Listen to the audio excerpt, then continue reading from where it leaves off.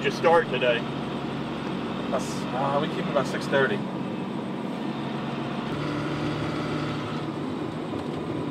You have like 2 to 3 trucks. One truck will be on the center line, and then somebody will be on his, the back end of his truck, and then the next guy on the back end of his truck.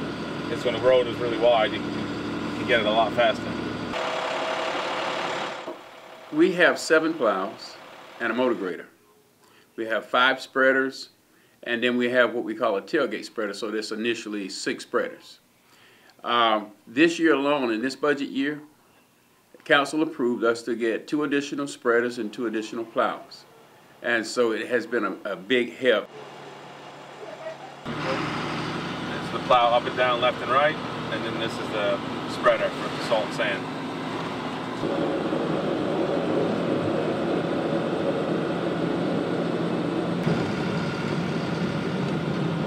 The middle nights, so much easier because nobody's on the road. Like today's been difficult because a lot of kids want to go out and play in it. And so let me explain to people why we do cul-de-sacs last.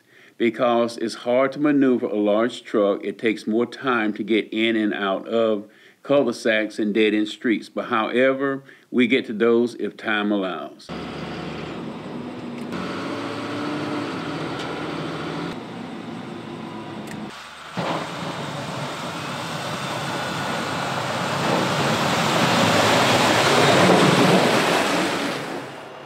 Our whole operation is based on safety and being able for emergency personnel to be able to get to and from situations if need be. Before the storm occurs, we will go out and we'll put salt and sand down.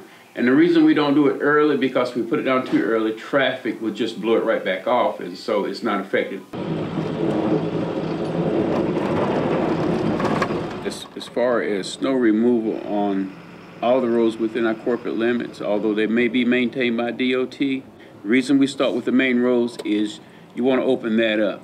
We could just go into subdivisions and plow our streets, but then when we get them out to the main roads, they're not going to be able to travel anyway. The guy come in and did a marvelous job. They come in and started pushing.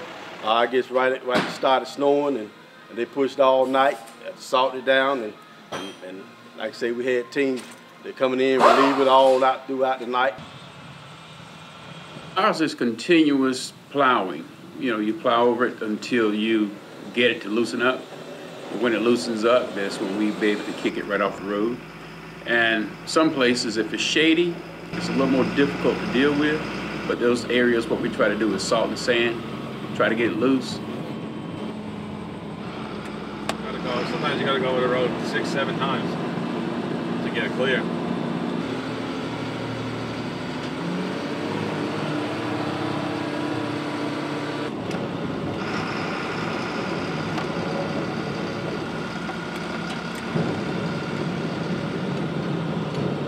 Cars drive over the snow and stuff, and it compacts it into the pavement, and it turns to ice. I have a hard time with it.